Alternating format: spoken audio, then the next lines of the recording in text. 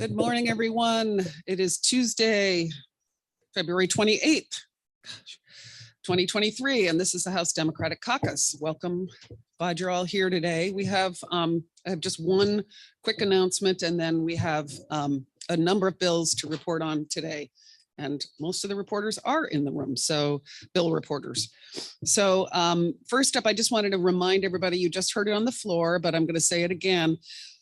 For now and this week and into the foreseeable future, our floor schedule will be 9:30, will be 10, 10, 1, 1, and 9:30. So that's Tuesday at 10, Wednesday, Thursday at 1 p.m., and then Friday at 9:30. So we'll be doing that for now. As you saw today, 50 bills being introduced, lots of bills starting to move more now. So we're going to get a lot busier.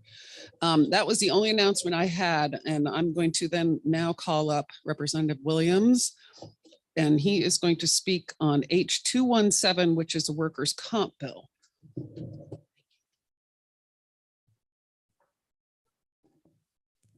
Hello, everyone. H217 deals with workers' compensation amendments. H217 sets the annual rate of contribution to the Workers' Compensation Administration Fund, which is with the Department of Labor. Basically, that rate is at 1.5% and has been since last year, and that funds the Department of Labor's Workers' Comp Division, which handles disputes between employers and claimants. The bill also establishes a default rate of contribution if the General Assembly does not set a rate of contribution for a fiscal year. Previously, we had to set it every year. And so what this bill would do is if the General Assembly chooses to not take it up, it remains the rate which will be set at 1.5% and is currently 1.5%, will remain 1.5% next year. Finally, it makes permanent a provision permitting a worker to appeal a proposed discontinuance of workers' compensation benefits and to obtain a 14-day extension to the time for filing an appeal. So if an employer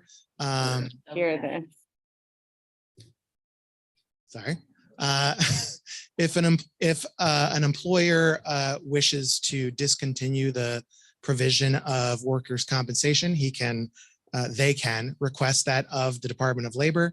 And if an employee wishes to appeal that ruling, they may. And so initially there was a 7-day period in which a worker could continue to receive benefits while a determination was being made on the repeal of benefits. Last year, the legislature enacted a temporary 14-day extension to the time for filing an appeal, and this would simply make it permanent. And so that is the entirety of the bill. The bill was passed out on an 11-0-0 vote from House Commerce and Economic Development, and I don't think there's anything else. Does anyone have any questions? Does everyone know what workers' comp does? I should have explained that. I'm new at this. Sorry. Workers' compensation is a system for which insurance carriers provide medical expenses, wage replacement, and rehabilitation costs to employees who are injured or become ill in the course of their employment. Questions? Thank you. Thank you, Representative Williams. If you have any questions, you know who to go to, or anyone on the Commerce Committee. Okay, up next, I've got two bills coming from Environment and Energy. H158, the bottle bill. All right. So I don't know who's doing it. There we go. Representative Christie. Thank you. Good morning. The bottle bill, H158, is back. If you remember, the ones that were here last biennium, it passed, went to the Senate, was passed, but did not get back to us in time before the session ended. So it has returned with some amendments. So why the bottle bill? The Benefits, number one, are to retain and collect a clean, high quality, more likely to be turned into new bottle materials.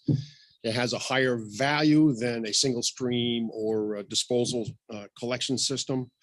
Majority of the bottle bill materials are turned into new bottles, which is the definition of a recycle, and that's what we're intending to do.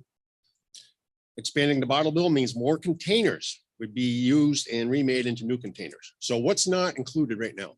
Your PET water bottles, your clear plastic water bottles, your Gatorade or other sports drink bottles are not included in the current bottle bill. These would be added in, as well as the intention to move into recovering wine bottles, expanding the glass containers into that industry. That will come with a little bit of a delay, but that is included in this bill. So again, the original bottle bill was set up in 1973. So that's been close to 50 years now, is this year.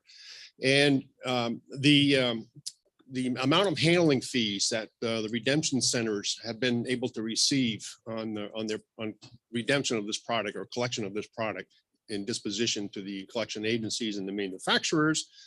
And what that does is increase the non-co-mingling fee from 4 cents to 5 cents. And why is that important? Because all of our redemption centers right now have, if you think about it, have had a fixed income for 50 years. And they need, wages have gone up with the cost of living, and the price to host one of these redemption facilities has all gone up. They have no other means to raise income. So by expanding the bottle bill, it would, like I mentioned, collect more of these cleaner materials for recycling, and also allow them for the non-commingled containers to generate a little more money. So generate a little more money on the non-commingle, and also adding in new containers will give them more income. So it'll help that industry.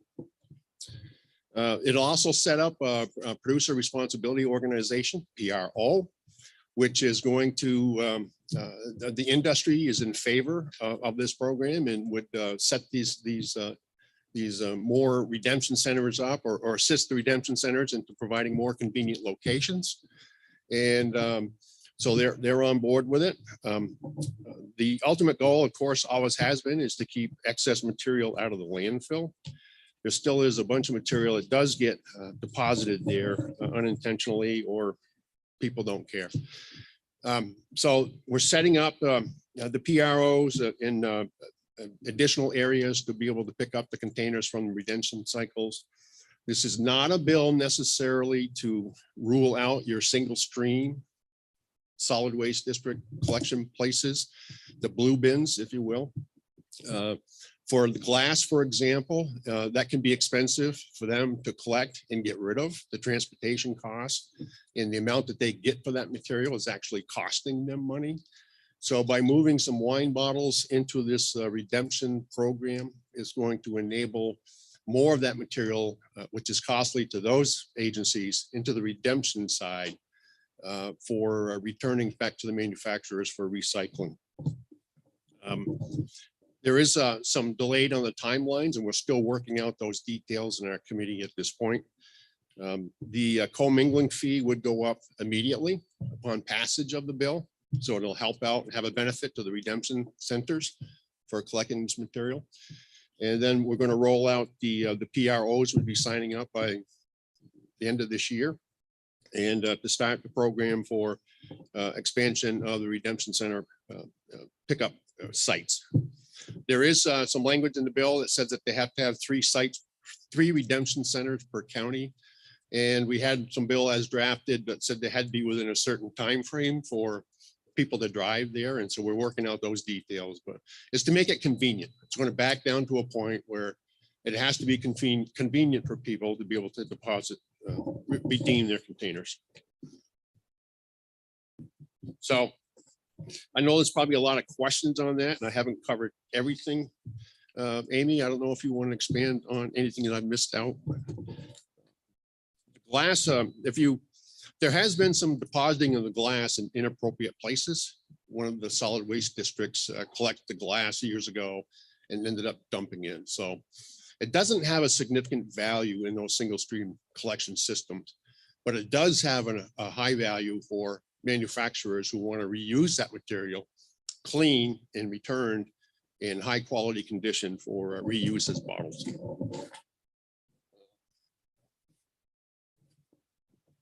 If there's any questions, I'll take some questions. Yes, Representative Sims. Hang on one sec, we'll get you a microphone. I got one. Oh. I knew that.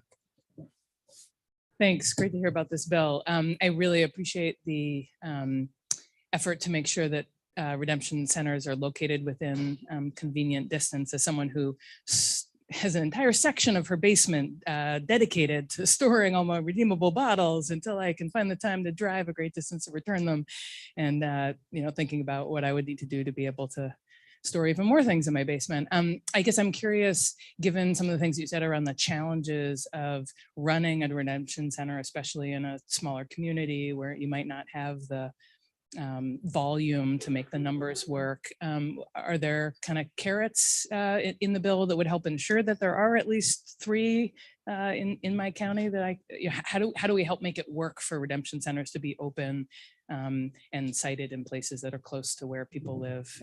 Sure, that's a good question. So places that sell containers or sell product in these containers could take those containers back. The PROs are recognizing the convenience, will be charged with recognizing the convenience for pickup and putting more redemption centers in challenged areas or places that they're lacking. That's the goal behind that, is to charge them with setting it up. Remember, they also contract with it's a company called TOMRA, TOMRA, for picking up these materials from the redemption centers. And we want to make it convenient for that, because there is another cost associated with that program, which they're paying for now. And so if anything we can do, they can do to reduce that cost by reducing the distance would seem appropriate. I don't know if I answered that entirely. No, it's in the bill. It's required. It'll be one of the requirements. So if you have a limited redemption access in your county, your region, they're going to have to address that and set up additional redemption centers. Other questions?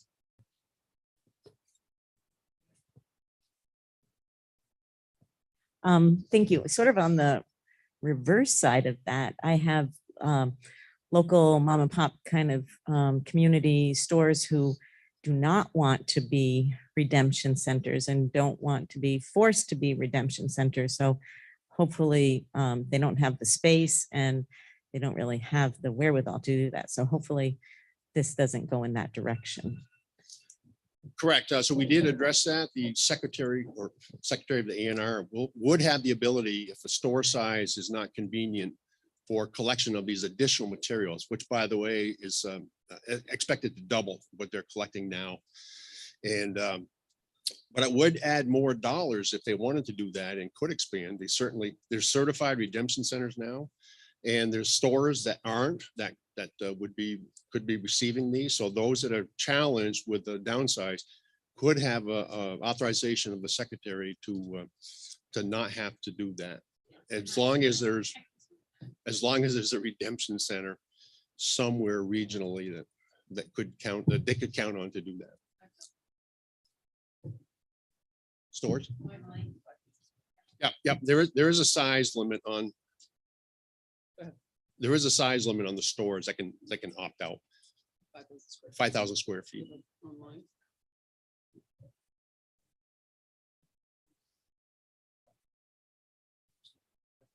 Go ahead. We can't hear you. Muted. Are you looking for me? All right. We thought you were looking for us.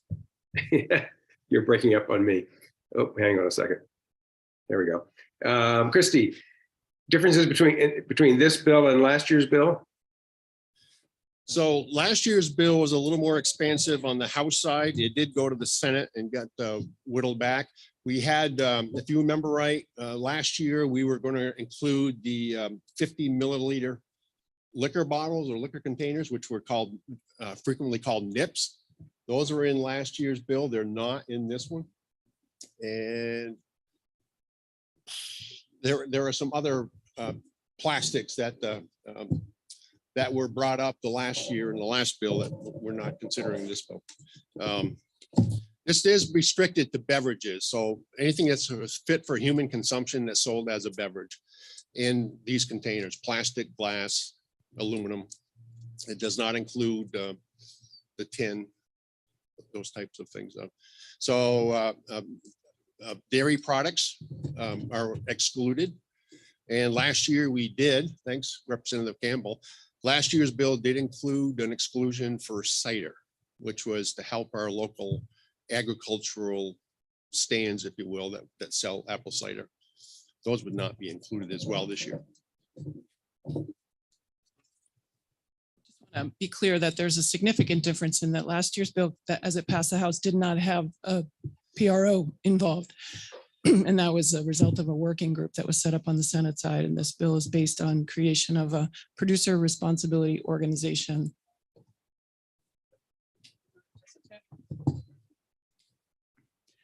Thank you. This is going back to the PRO setup, and I'm just wondering where does that responsibility come to rest to set up a redemption center? Is it the manufacturer, the distributor, the retailer? I mean, it seems like all of those could, but where does it come home to roost? So it is the manufacturers, the providers of these products. I can mention the Coca-Cola, Anheuser-Busch.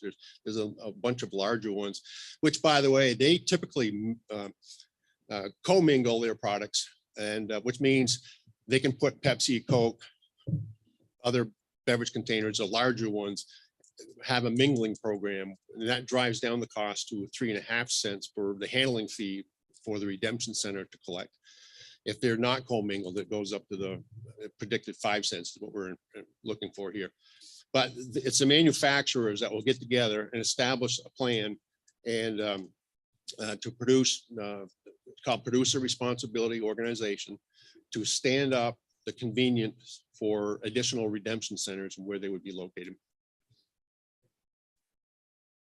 Any other questions? There is one more.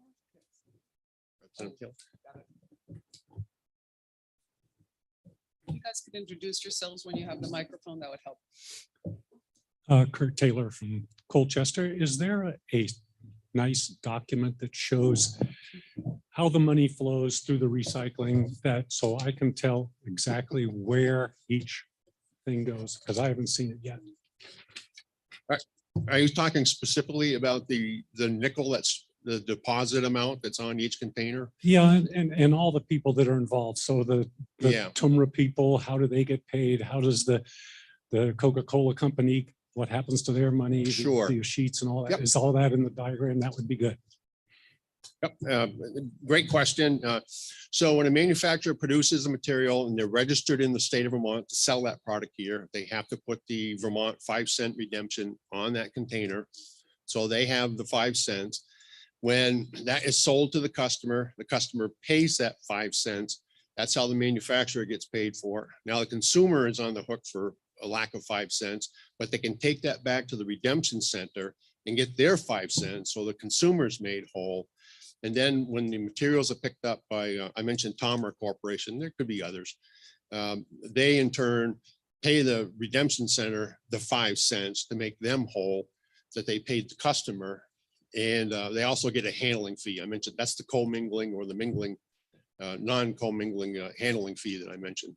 So the redemption center actually gets paid a little more than that 5 cents. They either get paid 8.5 cents or it will be 10 cents with a new bill. So that's how that money gets from the manufacturer to the consumer, to the redemption center, and then the collection agency, and ultimately everyone is made whole on that nickel. Right. I might not have explained that clear enough. I think he has a follow-up. I guess I'm specifically interested also in where the manufacturer sits in that. Does the product ever come back to the manufacturer? Do they gain it at the end of the cycle? Do they get the aluminum or something that they can then sell, or?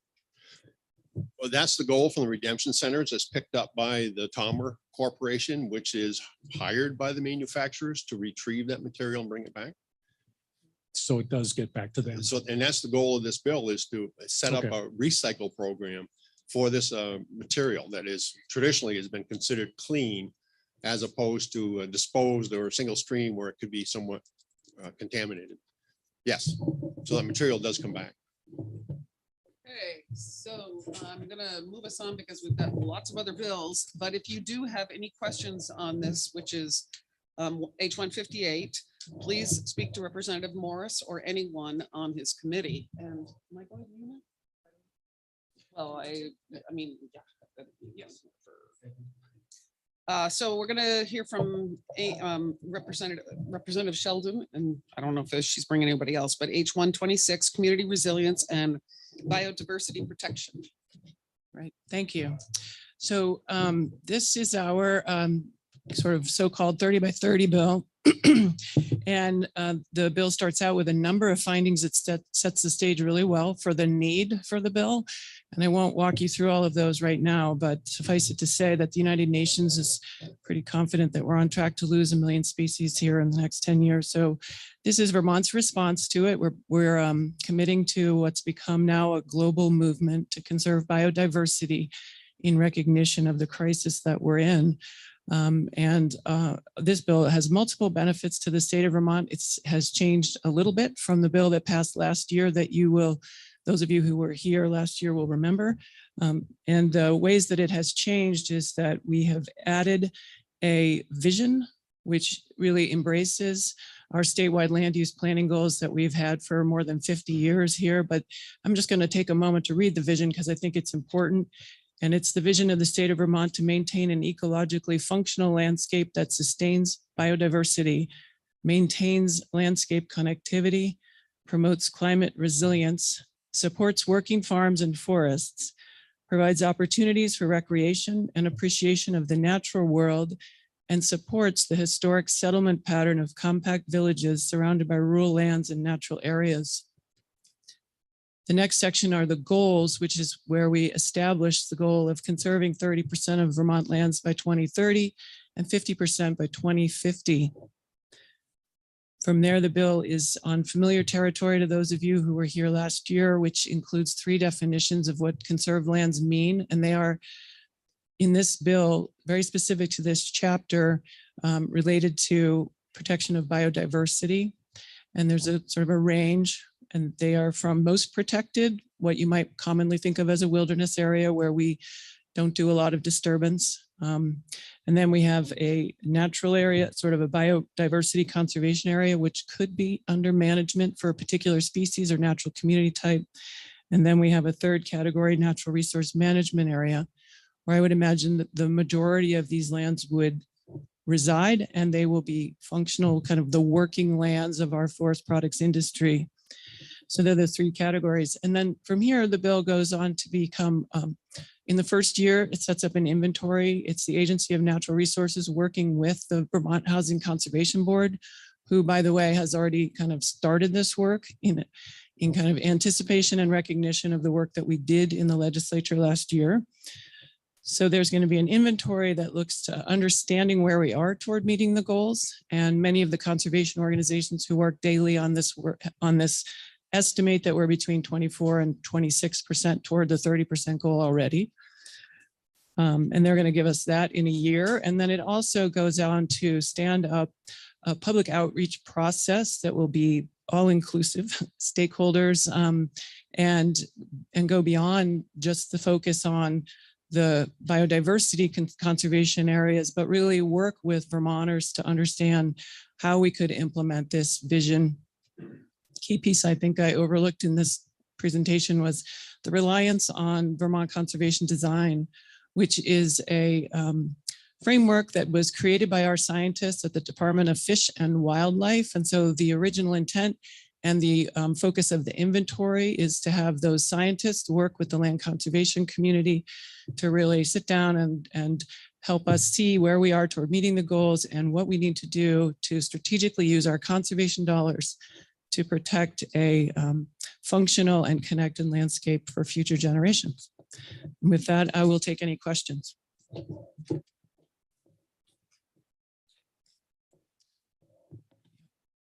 Representative Troiano.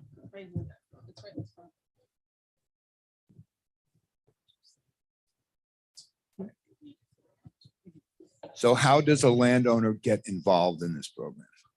It's not actually a program right Or- now. I guess I would say if you have know of landowners who are interested, Yeah. they could become part of the stakeholder process and provide input during that. It's really establishing a plan. So it's not like a landowner program, but it's just right now it's just a forward-looking plan. Okay, thank you. Any other questions? Not seeing any. Thank you. Thank you to Representative Shelton and Representative Morris for both those bills, and to the whole Committee on Environment and Energy. If you have any questions, please go to them. They will answer them for you. Okay, up next, we have H 429. You ready, Mike? For the elections bill.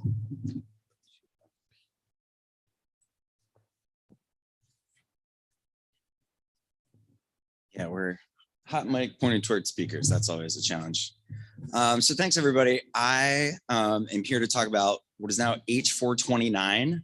This is the miscellaneous elections bill that folks have been seeing work its way through the House Government Operations and Military Affairs Committee. We passed H 97, almost identical language that you saw on today's calendar. I will be moving to recommit H 97 to the committee tomorrow. So just so that folks understand, H 429 from a policy standpoint is almost exactly the same, minus a couple of typo corrections. But for procedural reasons and bill sponsors, we put this in a committee bill package. So H 429 started its journey as a number of ideas that came from a diverse set of stakeholders, some major parties, Municipal Clerks and Treasurers Association, Secretary of State. There were a whole lot of elections ideas that we put on the table in committee back in January, and worked through a number of these to arrive at a package of proposals that are in this miscellaneous bill. So the values that I was grounded in and that the committee, I think, really shared as we did this was to make sure that we're providing information to voters and that what's represented on the general election ballot in terms of primary nominations is an authentic and true representation of the will of primary voters and preserve some integrity for the primary nomination process. We also really wanted to make sure that we're expanding access to the ballot in a couple of these provisions. And I'll get into what each of the sections of the bill are briefly and then take questions. So H 429 passed out of our committee this morning on a vote of 831, and it'll be up for action on second reading, I believe, on Thursday. So here's a summary briefly of each of the pieces of policy that's in the bill. So the first piece is what's often known as a sore loser provision. So right now, somebody can run in a major party primary, lose that primary, and then run on the general election ballot as an independent or a nominee of another party as either a write-in or from a party committee's filling a vacancy. This would say you have to pick a lane and you have to, if you lose in your major party primary, that you're not going to appear for that office on the general election ballot. The second piece is about aligning the campaign finance contributions primarily for statewide candidates, but it's just for candidates to a political party. So this is a little counterintuitive, but it's a measure for transparency and accountability within our campaign finance system. All of the individual and organizational contribution limits are in place and will stay in place if this bill passes. But what this bill does is it takes the current $10,000 base limit that a candidate can contribute to their party in an election cycle and lifts that to 100,000. I actually, in my original proposal, said, let's just get rid of this limit, because what it encourages people to do is to have their donors raise money on behalf of the party And it creates some perverse disincentives to true accountability in the campaign finance system. I want to really repeat that this is about transparency and accountability, and that it actually does not have the effect of putting any more of the ways that we put money into the campaign finance system, the individual contributions, the contributions from PACs and other organizations. It doesn't change that at all, but it changes the ability for candidates to do transparently and accountably what is commonly done today as a legal but kind of violation of the spirit of the law end run around our campaign finance system. The third thing is pretty simple. It's actually saying that the Secretary of State is going to take, after the biennial party reorganizations, a list of all the folks that are town, county, and statewide committee members and publish those. Don't think that's too complicated. The next part is the order of nominations. So if you win a major party primary, so you filed as a candidate, got your signatures, and won that party's primary, that is the designation that'll appear first. If you win a second nomination and accept that by a write-in, that appears second, and that any nominations to fill a vacancy would appear subsequent to those.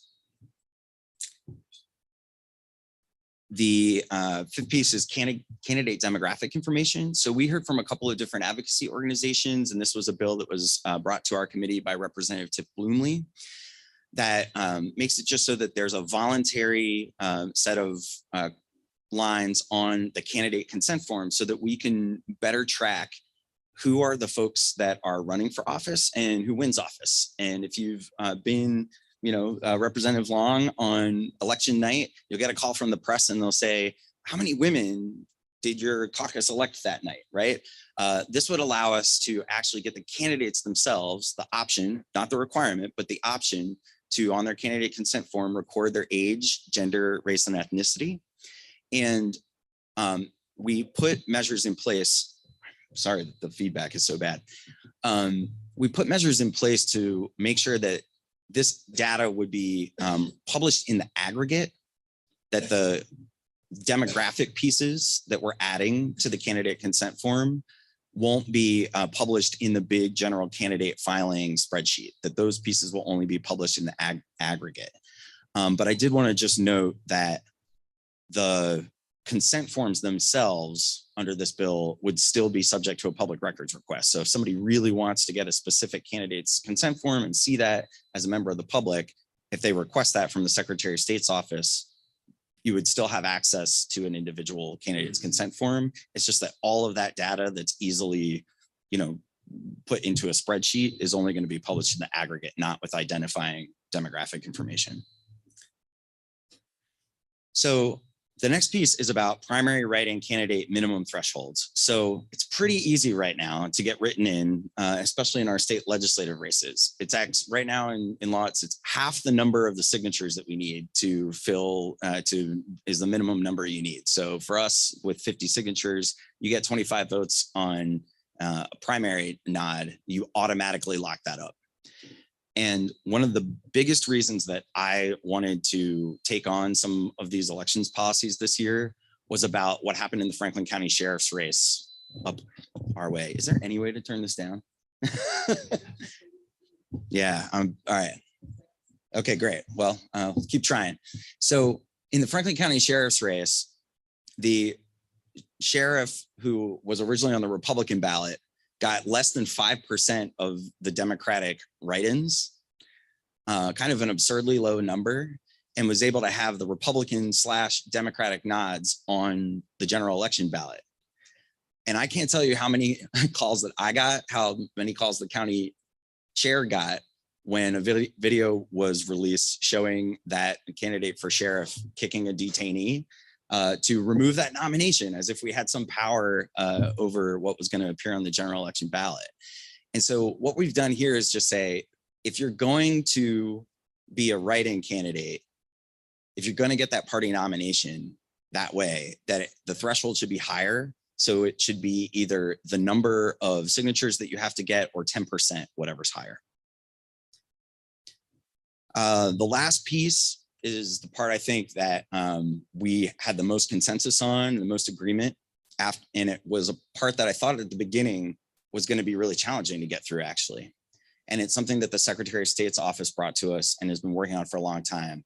And that is the electronic return of ballots for overseas voters, military voters, and Vermonters with disabilities.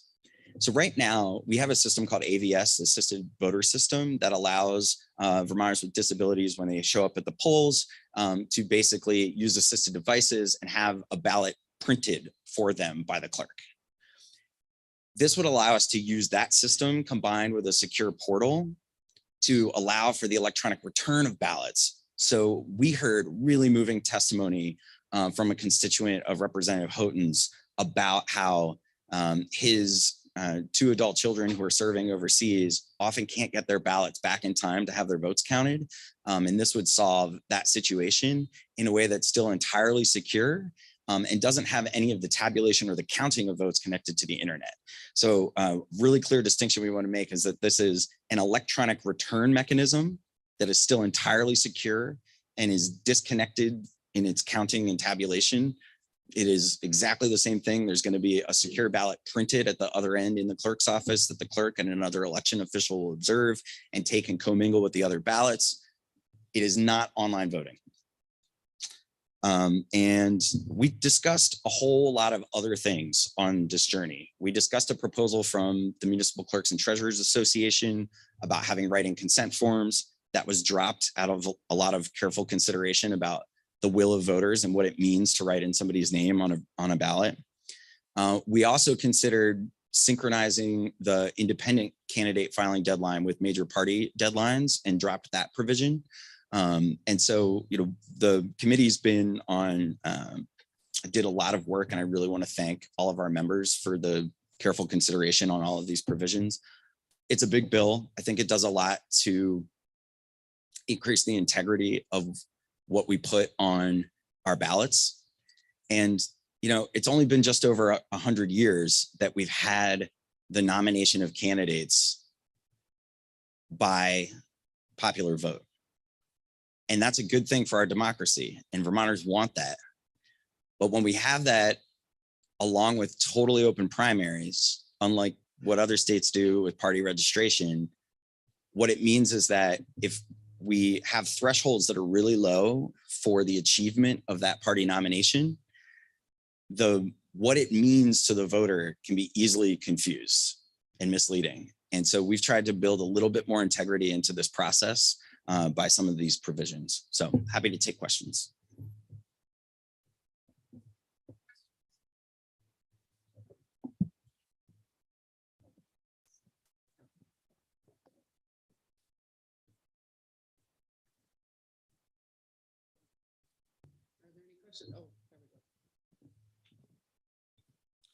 Thank you, Representative Roberts from Halifax. Thanks for this thorough report. Helps me understand better the goals that you've been working on.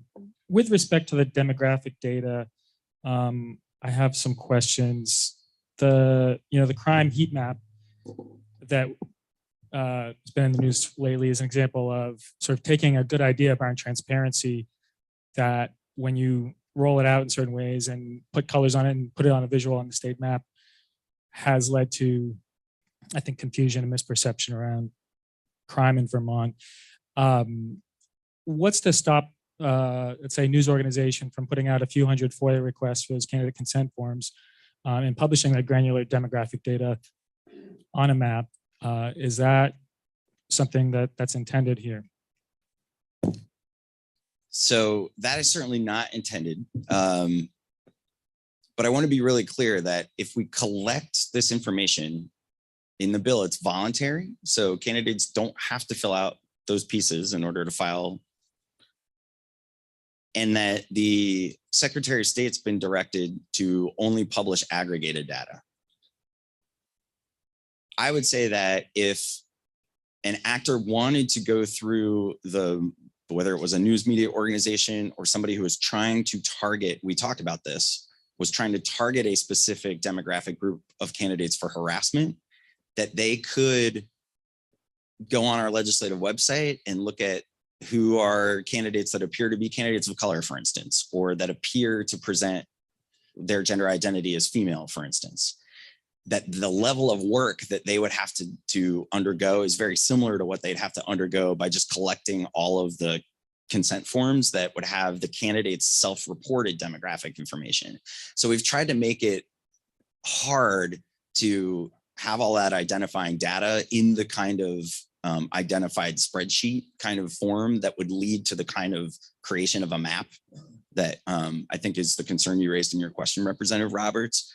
But I want to be really clear with folks that, like, if we collect this data, it will be a matter of public record, but we're trying to strike that balance between having useful demographic information and opening up candidates to, you know, potential additional harassment. The decision that we as a committee made was to make it so that we collect the data, but try to make it at least as hard as sort of doing a manual accounting for somebody who was a bad actor, or, you know, somebody who was being, you know, frankly, that would be a kind of a trollish thing for a legitimate media organization to do. But yeah, the intention is to make it a little bit hard for folks to do that. Thank you, Representative. I have a follow-up if I can. If I still have the mic, if that's okay. Last one. My constituents, I think, concerned about diversity and representation. They're also concerned how that extends to things like, are you a renter or a homeowner, socioeconomic class? Did the committee consider factors like this in collecting data? We didn't consider those specific factors, but you know, I think we get at that a little bit with our financial disclosure information that's already collected.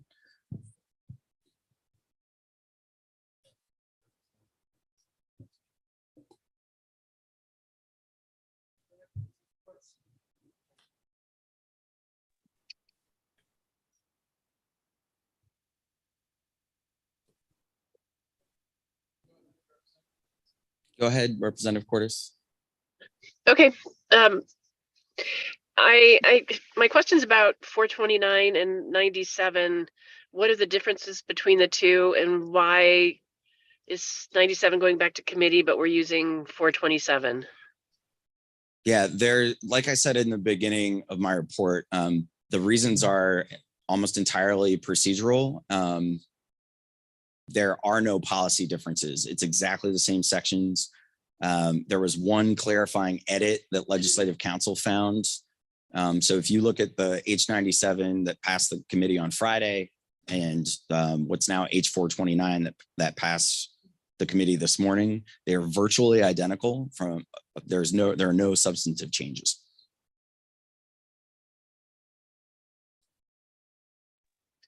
Okay. Are there any other questions? On the front here. Michelle Boslin, representative from Westminster. So Mike, I'm wondering if you could say a little bit about the item where you're looking at raising from 10,000 to 100,000. That number 100,000 makes sense for statewide races, but I question whether we need that on statewide races where most of us don't earn even close to 10% of that amount, or we don't raise that 10% of that amount. So why make it so high for all candidates? Why not designate an amount like that would only be for statewide candidates? Because it doesn't feel helpful to me to have a huge possibility for local races. Yeah, so I guess my answer to your question would be that we don't necessarily need to put a limit on something where there isn't the potential for that activity to happen. We didn't really consider that as a committee. I don't think I would particularly be opposed to it. I'm just not sure that there's a need, because the real mechanism for the limit of money into our campaign finance system is the individual contribution and organizational contribution limits. So once you get, if the only money coming in is limited, there's not really a functional need to disallow inter-party or inter-candidate spending. So we didn't really consider making a difference between statewide and local candidates, just because the amount of money in our local candidate systems is so low to begin with that even the $10,000 cap, most candidates at like the legislative or local level wouldn't want to do coordinated activity that was that expensive. But I will say that, you know, what are some of the things we're talking about here? We're talking about like buying software licenses together. We're talking about funding field staff. And as long as these things are recorded and transparent, and we keep the individual campaign contribution limits that we have today, I think we've done a good job of sort of bringing the activity into the light. If we lived in a different national environment that didn't have the kind of insane spending that we see post Citizens United by outside actors, I would be much more in favor of us changing this entire mechanism and having publicly financed campaigns. I think that would be great, but that isn't the world we live in. And so I understand the anxiety about this particular limit. But what we see in terms of the actual practical activity is that all this is doing is encouraging candidates to raise money on behalf. And when they want to do very normal coordinated activities like hiring staff or buying software, they're exposing themselves to a potential campaign finance violation for doing something that's absolutely customary.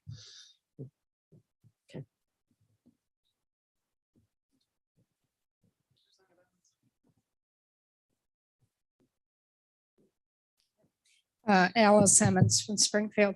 I want to thank you about the electronic return for overseas ballots. But I do have a question in terms of how that person gets the ballot. I had some family members that did not even receive the ballot for the general election.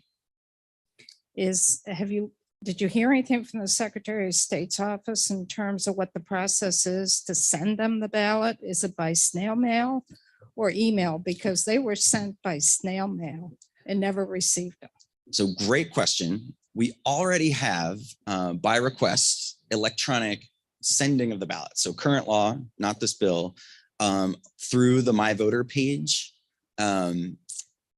qualifying overseas civilians, military voters, and Vermonters with disabilities, regardless of where they are. They're called UCAVA voters under federal law, those protected classes of voters. They can already request their ballot be sent electronically. And this is adding electronic ballot return to that process. So that goes to the heart of my question. We had this last general election. All of our ballots were mailed to us. We did not have to request. Mm-hmm. So for those folks who are overseas, did that also happen or did they have to request? Because that's different than what occurred to us here. Right. So voters who qualify for a ballot to be sent to them electronically have to request that. So they may be sent a paper ballot to their home address or their overseas address, but they, just like, for instance, you can get a ballot mailed to you and maybe for whatever reason it doesn't show up, it's lost, it's destroyed. You can show up to the clerk's office and vote on a separate piece of paper, because until the ballot is voted and the fact that you voted is recorded, the ballot that was sent to you is just a meaningless, it's just an empty piece of paper, right? It's not actually a vote until it's actually a voted ballot. So in the same way, you could have a ballot mailed to you, but then request the electronic ballot if you're overseas, and then securely return that ballot under this law if this bill passes. So that's what happened. There's a difference there for folks who are overseas that have regularly voted. They did not receive a ballot in the mail and did not know that they had to request the electronic version. So that happened to a few of my family members. And then by the time they could request it, they never could get the ballot back. So I'm concerned in the front end that it's for those regular voters who are overseas would automatically get a ballot like we do. And I think there's a little issue there if it has to be done by snail mail because they're not getting the ballot originally. Yeah, so I think what we want to do, at least in if this bill passes, is promote for those qualifying voters the ability to do both receiving the electronic ballot and getting it through the portal. And then if this bill passes, the Secretary of State will be able to set up the secure portal to actually vote that ballot online, have it transmitted securely to the town clerk, and have the town clerk print it through the same system we use for the assisted voter system today. So I think that's a matter of education, and I'll pass that along to the Secretary of State's Elections Division. David Durfee, Shaftesbury. Appreciate all the explanation you've given us this morning and the work the committee's done. I know the bill started out looking a little differently, and you've heard from a lot of different folks, and it's a different bill now too. I just wanted to mention a couple of things. I think the increasing the number of names that you need as a write-in candidate makes perfect sense, specifically comparing it to the number of names that you need to collect upfront to get on in a petition to get on the ballot in the first place. And I would agree also that increasing the dollar limits, just for transparency's sake, getting that all above board makes perfect sense to me. I don't know when those numbers were last looked at, how long it's been $10,000, but it makes sense to do it now.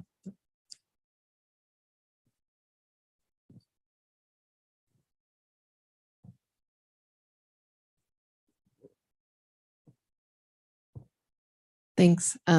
Representative Kornheiser from Brattleboro, which is the home of the Liberty Union Party, which is still an active presence in Brattleboro, as well as progressives, Democrats, a couple of Republicans, 7. But I guess I just want to say that when I first ran for office, it was really important to me to have the progressive endorsement and run as a fusion candidate as a Democrat and to continue that. And while I didn't do it last election season, it wasn't for policy reasons. It was just because of meetings not getting organized. And so I appreciate that the way this bill is now drafted, I can still consider myself, I can still run as a fusion candidate. I can still have that progressive endorsement on next to my name on the ballot, because I think it's the most honest way that I can communicate with my voters about what I stand for and how I conduct myself. So I really appreciate the changes that you've made to the bill to make that feel more possible in my community with the relationships I have across parties, including the Liberty Union Party. If anyone ever wants to come down to Brattleboro, come to a meeting. Thanks, Representative Kornheiser. I know we have to wrap up, but I did just want to mention that we thought really hard about that particular aspect. And I realized pretty quickly that to solve the Franklin County problem, getting rid of multi-party, cross-party nominations was a pretty blunt instrument. And so this bill does nothing to stop people from getting multiple party nominations and having those printed on the ballot. It does raise that threshold, so they're a little bit more meaningful and assign the order.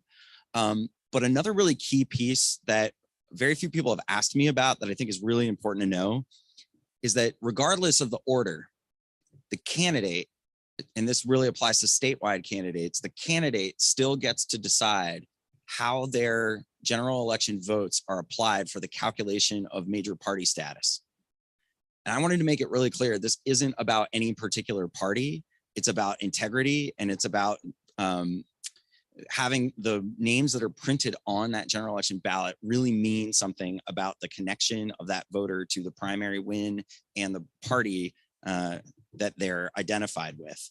But it's still entirely possible for somebody that is a D/P to decide, do I want those general election votes to be counted toward the major party status of the Democrat or the Progressive or the Republican Party or any other major party if there are other major parties in the future. So thanks all. Okay, so that went on longer.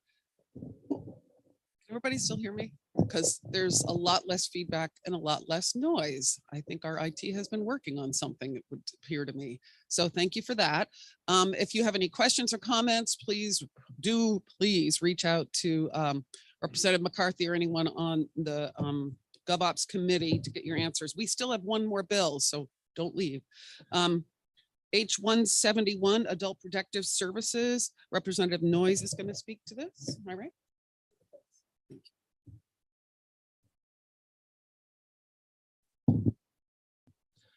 All right, so I won't take up a ton of time on this, but can everyone hear me okay? I think so. A little different over here.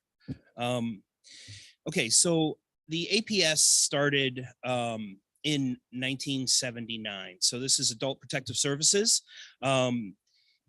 Really has had some changes over the years, but not a major overhaul. Originally, back in 1979, vulnerable adults were thought to be living more in institutions and more in nursing homes.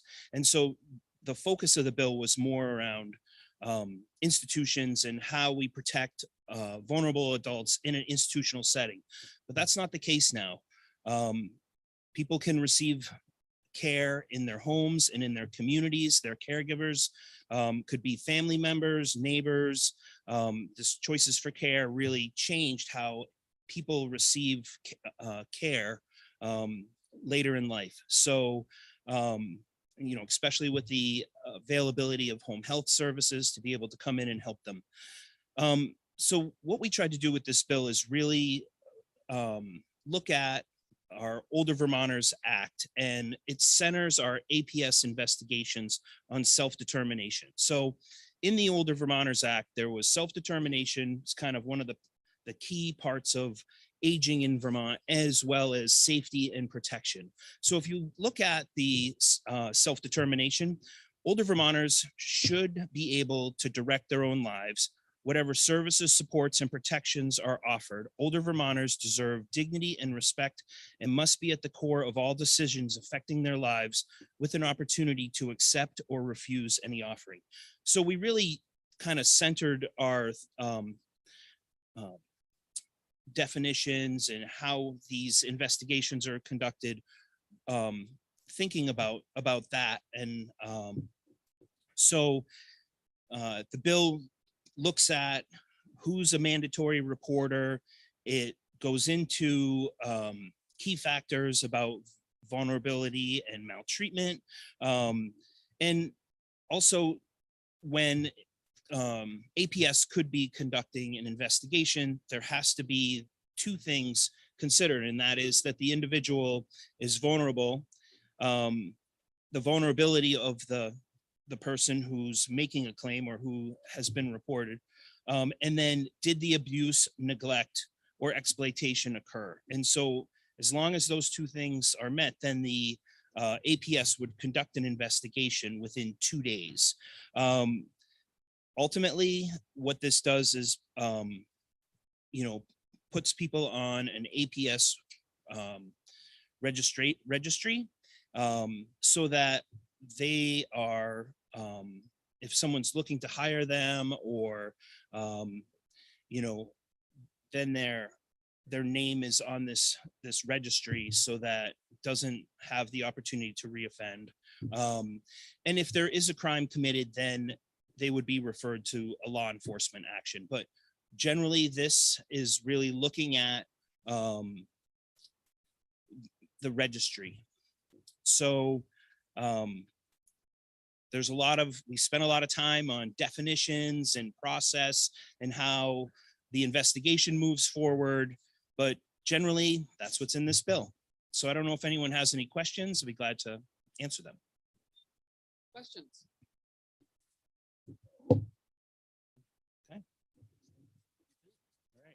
All right, that is it today, but later this week.